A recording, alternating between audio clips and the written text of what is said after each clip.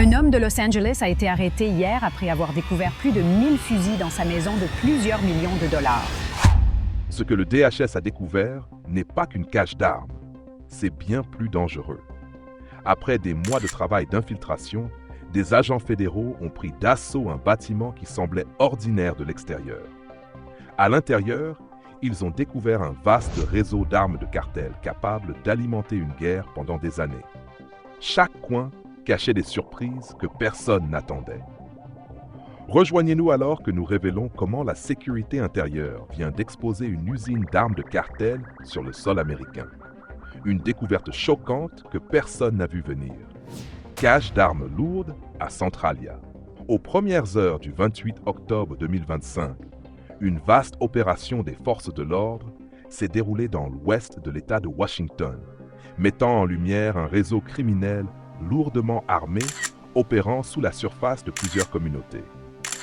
Les autorités fédérales et locales, dirigées par la sécurité intérieure, l'agence antidrogue et le département de police de Seattle, ont exécuté une série de raids coordonnés qui ont marqué l'aboutissement d'une enquête d'1 an. Ce qui avait commencé comme des pistes isolées sur le trafic de drogue avait évolué en une affaire complexe, liant narcotiques, armes à feu et crimes organisés à travers plusieurs comtés. 10 suspects ont été placés en garde à vue, couvrant des zones allant de Linwood et Everett à Sammamish et Centralia. Les enquêteurs les ont identifiés comme membres d'une organisation criminelle transnationale trafiquant des armes à feu, aux côtés fentanyl, méthamphétamine, héroïne et cocaïne. Parmi les inculpés figuraient Luis Humberto Llamas Guzman, 25 ans, Eduardo Villavicencio Salido, 44 ans, et Sylvester Ramos Martinez, 35 ans, tous confrontés à des accusations fédérales de conspiration. Des arrestations supplémentaires ont été effectuées sur plainte criminelle, notamment José Isabel Sandoval Zúñiga, 30 ans, dont le rôle s'avérerait plus tard central dans l'affaire, ainsi que Ronnie Lacona Escoto, 56 ans, et Edgar Rivas Robles, 33 ans. Les autorités ont exécuté des mandats de perquisition dans 12 emplacements à travers la région.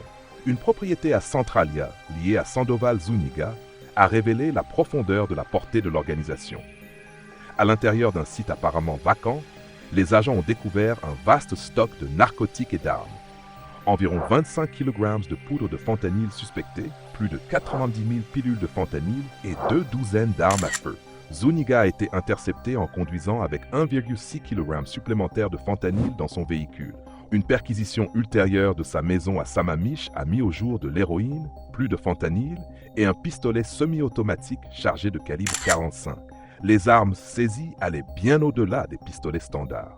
Parmi les 34 armes à feu récupérées au total, figuraient des fusils d'assaut et autres armes de grande capacité conçues pour un tir soutenu. Chaque pièce représentait le potentiel d'une violence catastrophique. Les enquêteurs ont décrit l'organisation comme une menace croissante, capable de répandre à la fois des narcotiques létaux et des armes puissantes à travers les comtés s'étendant de Lewis à Snohomish. Les forces de l'ordre ont mobilisé un large éventail de ressources pour contrer cette organisation liée au cartel. Les équipes SWAT de Seattle, North Sound Metro, du comté de Snohomish et du comté de King, ont uni leurs forces avec des unités spécialisées de la police d'État de Washington et du département de police de Centralia.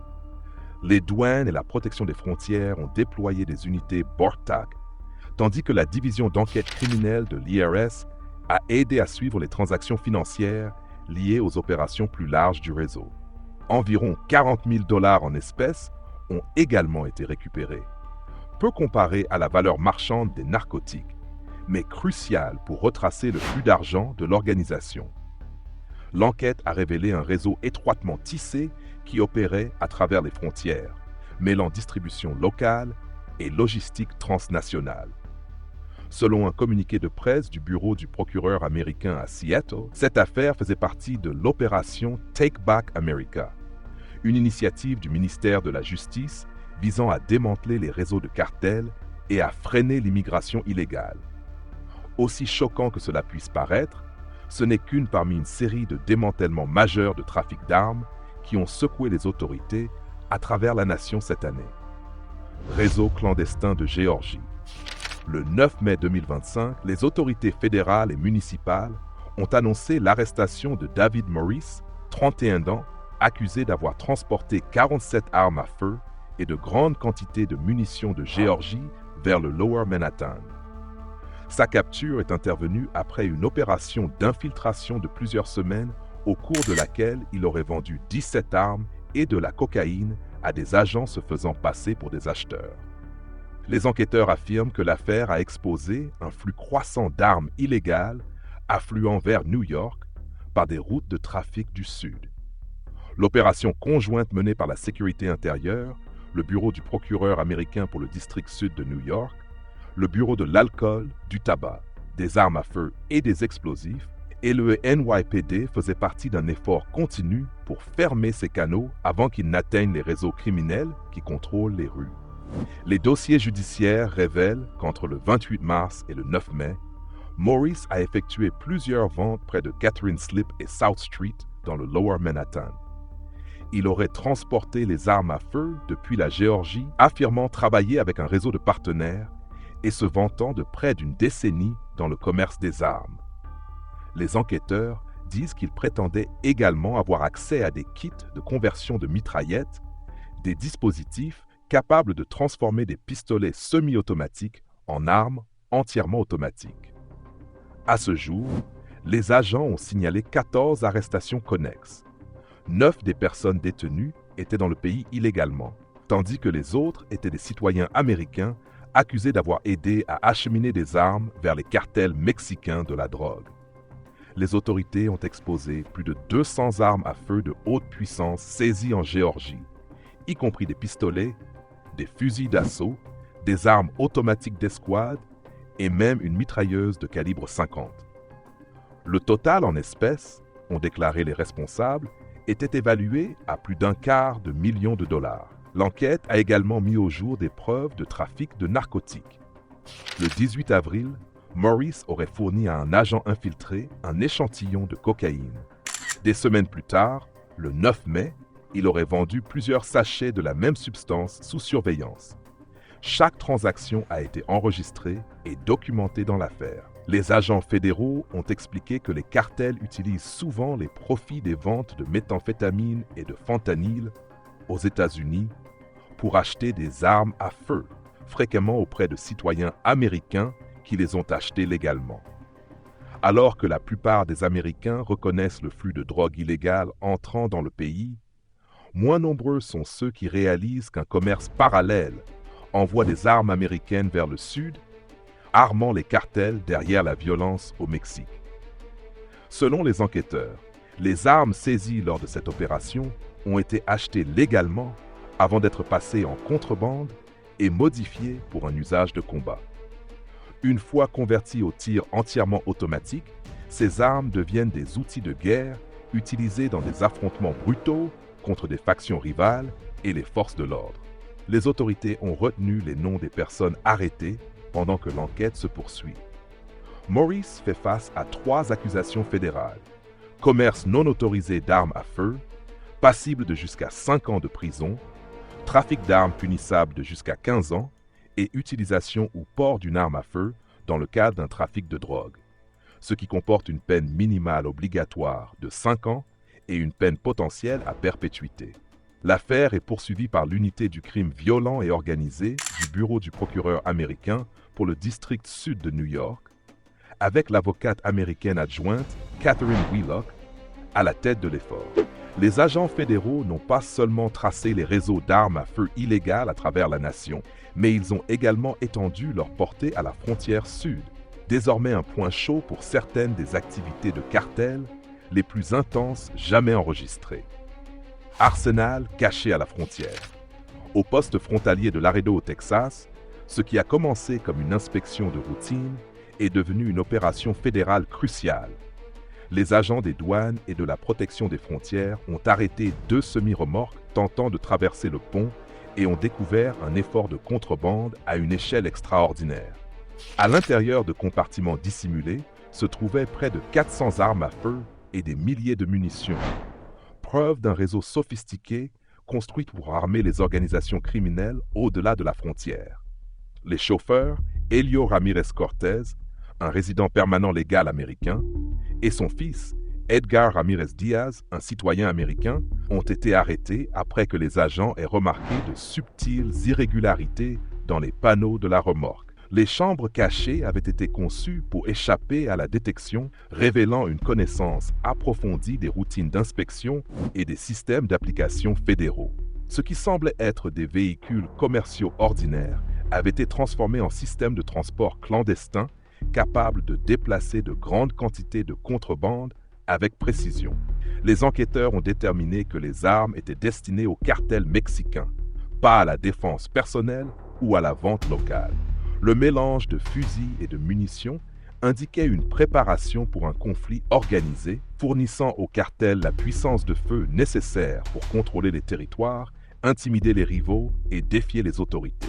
Chaque arme à feu représentait une escalade dans un cycle de violence continue. La saisie a exposé le niveau de planification derrière la contrebande transfrontalière.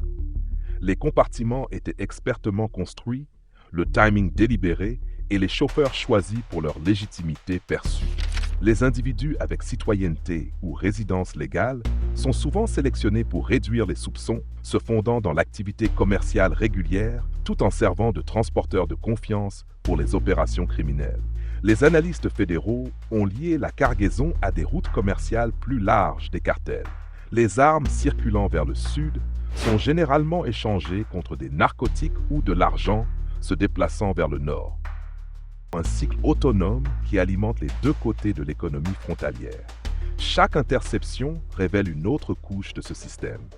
Un échange construit sur la logistique, la corruption et le profit. Chaque arme à feu saisie a été cataloguée et tracée pour identifier les sources d'approvisionnement et les expéditions antérieures. Le volume suggérait une opération capable de soutenir une activité de cartel soutenue, fournissant des preuves cruciales pour cartographier les connexions à travers plusieurs routes de trafic. La découverte montre également à quel point les cartels sont devenus adaptables. En modifiant des véhicules commerciaux et en exploitant les passages de routine, ils dissimulent de grandes cargaisons au sein de modèles commerciaux légitimes. La familiarité avec les procédures frontalières leur permet de se fondre, rendant leurs mouvements difficiles à distinguer du commerce légitime, jusqu'à ce qu'une inspection minutieuse expose la tromperie. Pour les agences fédérales, le message était indéniable.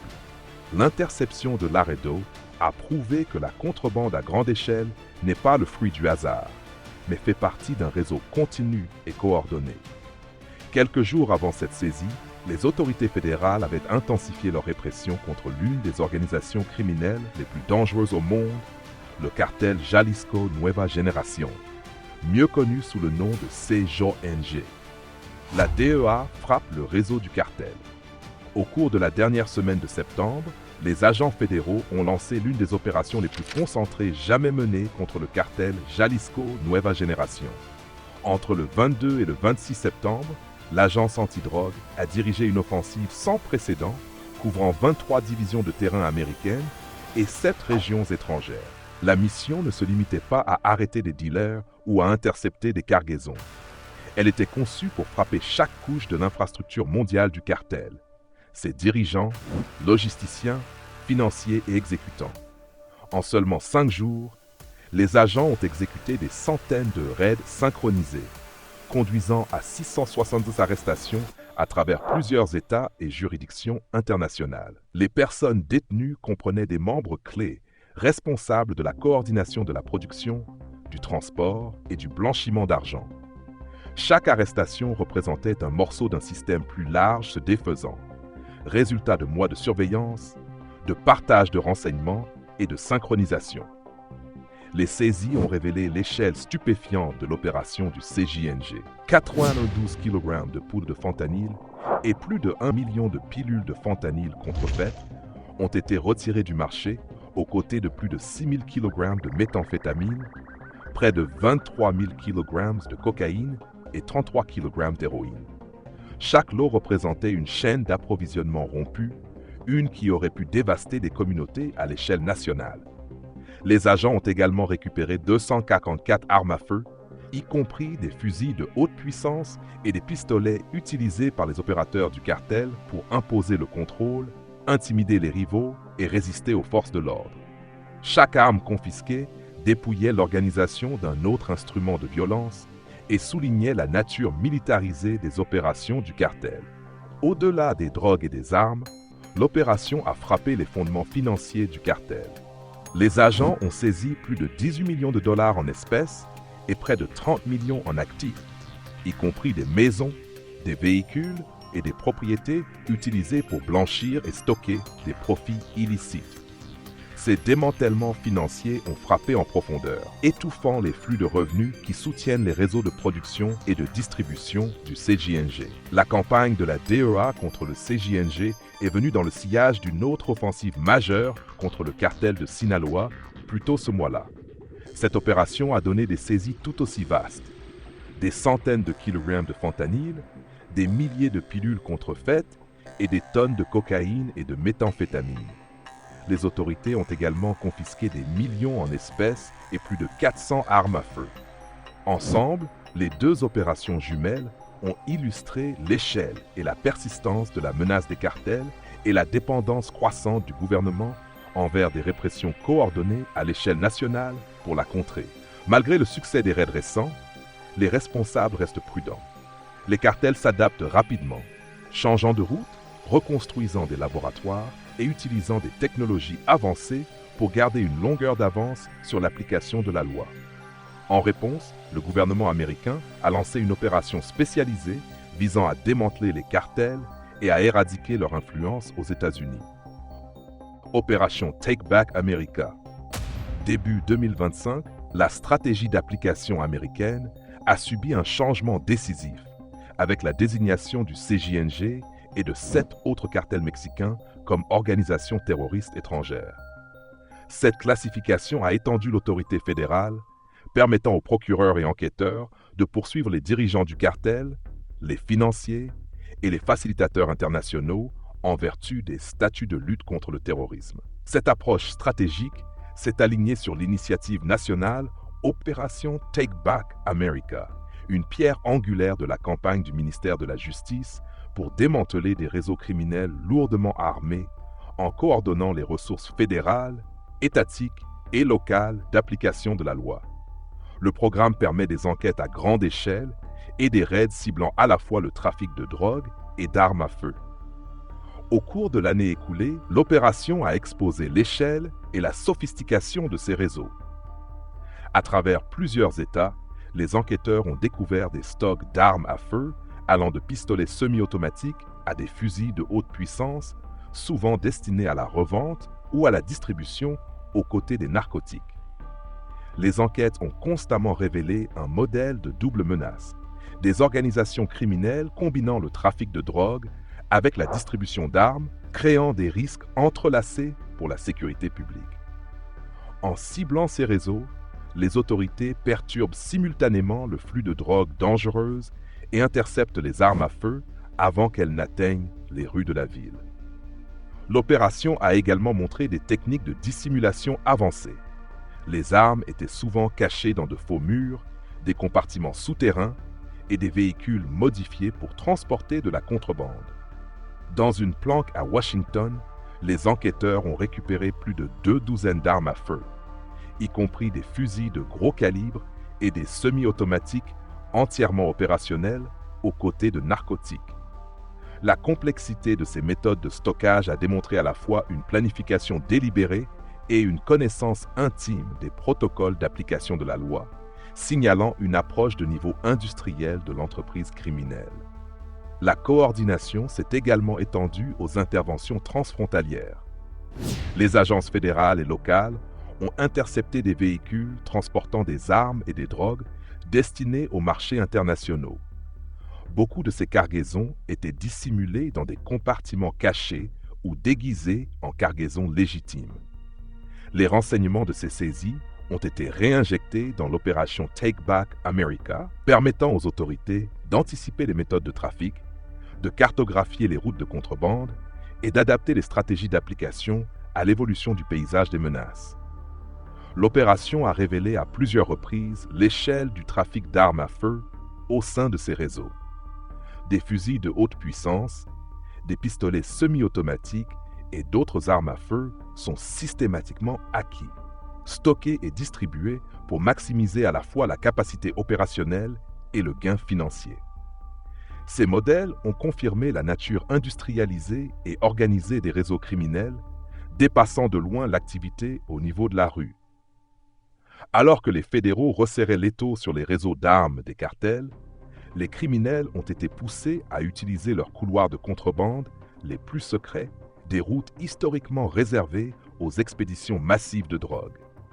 Pour la première fois, les agents fédéraux sont tombés sur ces voies à enjeux élevés, le supertunnel de l'Arizona.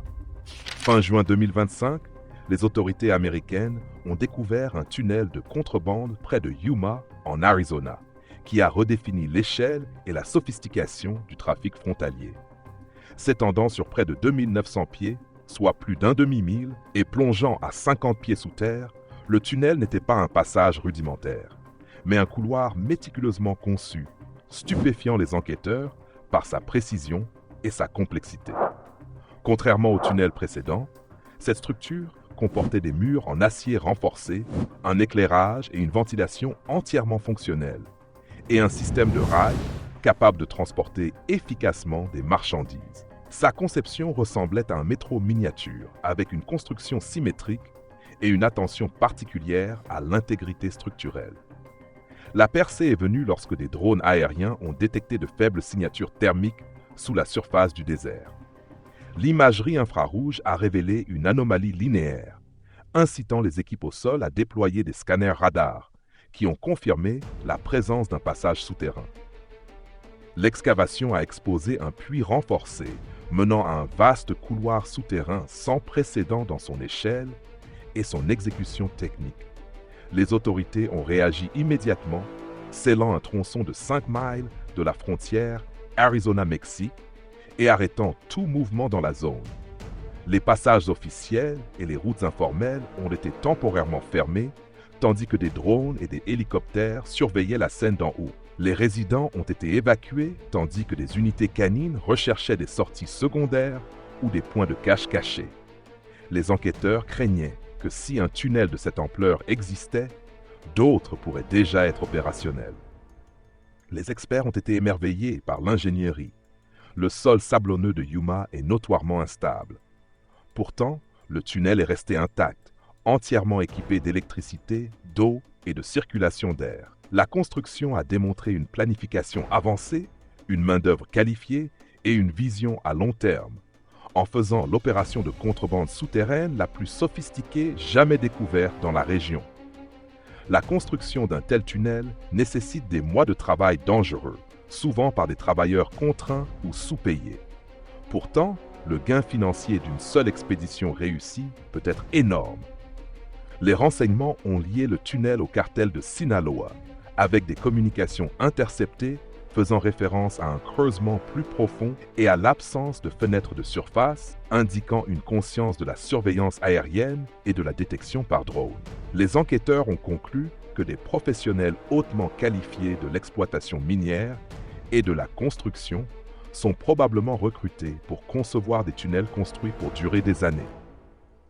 Après une cartographie minutieuse, les ingénieurs américains ont coulé du béton dans le supertunnel de Yuma, une opération de précision surveillée par des drones pour garantir que le sol au-dessus reste intact.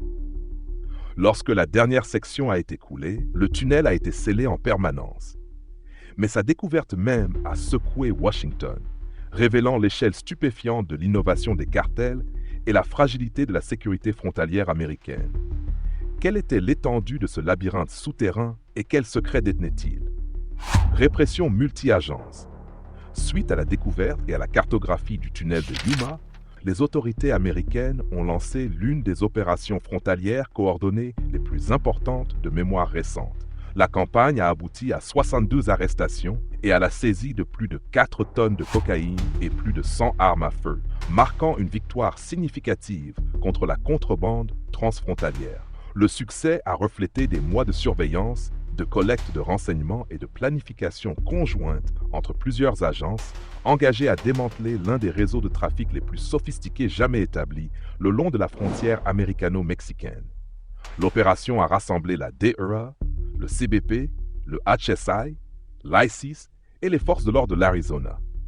Tandis que la police fédérale mexicaine sécurisait l'entrée du tunnel près de San Luis Rio Colorado, des raids simultanés des deux côtés de la frontière ont empêché tout suspect de s'échapper par le tunnel ou les points de cache voisins. Les enquêteurs ont localisé la sortie américaine sous le sol en béton d'un entrepôt industriel près de Yuma, révélant des compartiments dissimulés, des quais de chargement et des points d'accès pour camions conçus pour déplacer des marchandises sans être détectés. Le site avait clairement été construit comme un hub central de contrebande. Pendant les raids, les agents ont intercepté plusieurs véhicules quittant la zone, les retraçant jusqu'à l'entrepôt et au puits d'entrée du tunnel. Bien que le passage ne soit pas entièrement opérationnel, les enquêteurs ont trouvé de grandes caches de narcotiques déjà préparées pour le transport. Au total, les autorités ont saisi plus de 8000 livres de cocaïne, aux côtés de plus petites quantités de méthamphétamine, de fentanyl et d'héroïne. Des millions de dollars en espèces et plusieurs armes à feu ont également été récupérées. Le démantèlement s'est classé parmi les plus importants de l'histoire de l'Arizona et a confirmé que le tunnel fonctionnait comme une artère centrale pour les expéditions du cartel vers les États-Unis. Les personnes arrêtées comprenaient des opérateurs du cartel, des gestionnaires d'entrepôts, des chauffeurs et des coordinateurs affiliés au cartel de Sinaloa, la force dominante derrière les couloirs de contrebande de l'Arizona. Plusieurs suspects étaient des citoyens américains recrutés pour leur expertise en construction et logistique, aidant à dissimuler le véritable objectif du tunnel. La sophistication du tunnel de Yuma a dépassé les découvertes précédentes, y compris le passage Otay Mesa de 1700 pieds en Californie, signalant un déplacement géographique des opérations du cartel de la Californie vers le désert de l'Arizona. Les agents qui sont entrés dans le tunnel l'ont décrit comme fortifié et délibéré avec des murs renforcés, un éclairage électrique et plusieurs sorties de secours. Des pièges et des barricades ralentissaient l'intrusion, soulignant la durabilité et le secret de la structure. Chaque élément de sa construction reflétait une planification minutieuse à une échelle rarement vue dans les opérations de contrebande domestique. Les 72 arrestations faisaient partie d'une répression plus large contre le cartel de Sinaloa. Quelques mois plus tôt, une offensive nationale de la DEA avait piégé plus de 600 suspects et saisi des milliers de kilogrammes de narcotiques. L'affaire de Yuma, cependant, s'est démarquée par sa précision, ciblant l'infrastructure qui permettait la contrebande en vrac plutôt que les livraisons fragmentées. L'opération a exposé la stratégie évolutive du cartel de déplacer des expéditions massives à travers des tunnels fortifiés conçus pour contourner entièrement la sécurité de surface. Les enquêteurs ont également noté le potentiel criminel plus large de tels tunnels. Ils peuvent faciliter la traite des êtres humains, la contrebande d'armes et le mouvement d'autres biens illicites. Des images de juin ont révélé des migrants, y compris des enfants, déplacés à travers des tunnels du cartel, démontrant les multiples objectifs criminels que ces réseaux souterrains servent. Le raid de Yuma a nécessité une coordination exhaustive. Les agents ont suivi les affiliés du cartel pendant des jours, cartographiant les routines et surveillant les communications. Une fois que les renseignements ont indiqué le bon moment, des mandats simultanés ont été exécutés à l'entrepôt, aux planques et aux véhicules de transport. En quelques heures, des douzaines étaient en garde à vue et l'opération s'est arrêtée avant que les contrebandiers ne puissent se disperser. Les procureurs ont depuis inculpé les suspects de conspiration, de trafic et de blanchiment d'argent. Les autorités ont averti que de nombreux tunnels restent non découverts. Les cartels construisent souvent des leurres ou abandonnent de faux puits pour tromper les enquêteurs, forçant les agences américaines dans une course constante contre la montre. La saisie de Yuma a porté un coût financier majeur, mais la production de cocaïne et la contrebande d'armes en Amérique du Sud continuent sans relâche. Plus choquant encore, les cartels ne se contentent pas de trafiquer et de réadapter des armes à feu, ils construisent des sous-marins pour alimenter leurs opérations de niveau militaire, créant le sous-marin narco ultime. Les sous-marins narco ont redéfini la contrebande maritime, divergeant fortement des navires navals conventionnels. Contrairement aux sous-marins construits en acier, Ces embarcations sont fabriquées en fibre de verre, un matériau léger qui les rend moins chers à construire et plus faciles à assembler dans des endroits reculés, loin des chantiers navals traditionnels. La propulsion provient généralement d'un moteur diesel, tandis qu'un générateur de bord alimente les systèmes essentiels, y compris une caméra montée sur le schnorchel qui permet à l'équipage de surveiller la surface tout en naviguant presque submergé. Les réservoirs de ballast permettent une inondation rapide, laissant le navire plonger plus profondément lorsque le danger approche. Malgré des quartiers extrêmement confinés, l'intérieur est équipé de confort de base, y compris de petites toilettes et un lavabo, permettant à l'équipage d'endurer de longs voyages tendus. Un seul sous-marin à schnorchel peut transporter jusqu'à 8 tonnes de cocaïne, parcourant des milliers de kilomètres de la Colombie au Mexique ou même vers des destinations plus lointaines. Bien que peu aient été interceptés en mer, beaucoup ont été saisis sur terre, soulignant leur succès opérationnel. La construction se déroule dans des ateliers cachés dans la jungle où des artisans spécialisés connus sous le nom de maîtres constructeurs laissent des signatures uniques dans la coque et les systèmes internes, marquant chaque navire d'une empreinte de conception personnelle. En novembre 2020, les autorités ont découvert une nouvelle classe de sous-marins narco, entièrement submersibles, d'environ 12 mètres de long, alimentés non pas par du diesel, mais par un bloc de batterie de 10 tonnes entraînant 2 moteurs électriques. Ce modèle, le sommet de l'innovation récente et évalué à environ 1,5 million de dollars, utilise des gouvernails de plongée pour contrôler la profondeur, fonctionne pendant environ 12 heures et se déplace à 5 km par heure, couvrant environ 60 km. Sa conception lui permet d'être remorqué derrière un navire plus grand pour les longs transits, puis détaché pour continuer silencieusement vers le rivage, le rendant extrêmement difficile à détecter. Le seul exemplaire trouvé à ce jour a été découvert sur Terre dans la jungle. L'évolution des sous-marins Narcos a été dramatiquement illustrée lors de l'opération Orion en 2024, lorsque les autorités ont intercepté un navire qui avait traversé le Pacifique, parcourant plus de 10 000 milles en route vers l'Australie. Ce voyage sans précédent a révélé l'émergence de routes de contrebande ultra longues et la portée mondiale de ces opérations clandestines. En réponse, les gouvernements ont adapté les stratégies de patrouille, incorporant l'imagerie thermique, les drones et la reconnaissance de modèles pilotés par l'IA pour détecter les faibles signatures thermiques et les sillages subtils. Malgré ces avancées, le défi reste immense.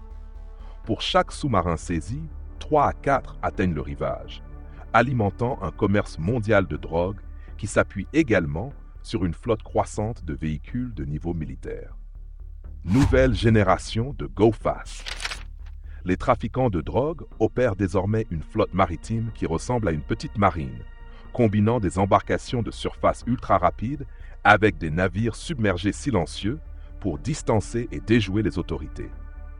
Le Go Fast classique mesure environ 30 pieds de long et monte généralement 3 ou 4 moteurs hors-bord de 250 chevaux, une configuration qui peut pousser le bateau au-delà de 80 miles par heure et rendre la poursuite sur l'eau presque impossible.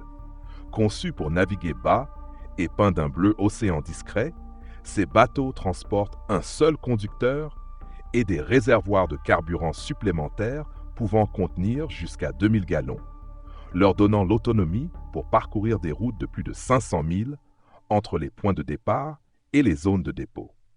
Leur lignée remonte aux contrebandiers de rhum de l'ère de la Prohibition, dont les silhouettes basses et rapides ont ensuite été modernisées avec des moteurs et de l'électronique contemporain pour le commerce transnational de drogue. Pour affronter la menace de vitesse, la garde côtière américaine a créé des équipes E-Tron qui déploient des hélicoptères MH-65 Dolphin armés et entraînés pour désactiver des cibles à distance avec des tirs de précision qui arrêtent les moteurs tout en minimisant le risque pour les équipages et les spectateurs. Les contrebandiers ont répondu en masquant les Go Fast comme des bateaux de pêche ordinaires, installant de faux équipements et des compartiments dissimulés sous la ligne de flottaison, de sorte que les inspections occasionnelles ne révèlent rien. D'autres opérateurs privilégient des embarcations hybrides à profil bas qui sacrifient la vitesse maximale pour la discrétion, naviguant si bas qu'elles ne montrent qu'une étroite épine dorsale au-dessus de la ligne de vague. Sont peintes pour correspondre à la mer et utilisent des matériaux et des formes qui réduisent les retours radars tout en se déplaçant à environ 30 000 par heure. Avec des coureurs de surface à grande vitesse et des sous-marins clandestins travaillant en parallèle, les trafiquants forcent les agences d'application à diviser les ressources et à s'adapter constamment, maintenant une campagne fluide à 2 volets qui complique les efforts d'interdiction. Voilà, nous voici au terme de cette vidéo. Si ce contenu t'a plu, n'oublie pas de t'abonner, de liker et de partager pour soutenir la chaîne. Et dis-moi en commentaire, penses-tu que le gouvernement américain peut réellement mettre un terme au trafic d'armes et de drogue? J'ai hâte de lire ton avis. À tout de suite avec les vidéos qui s'affichent à ton écran.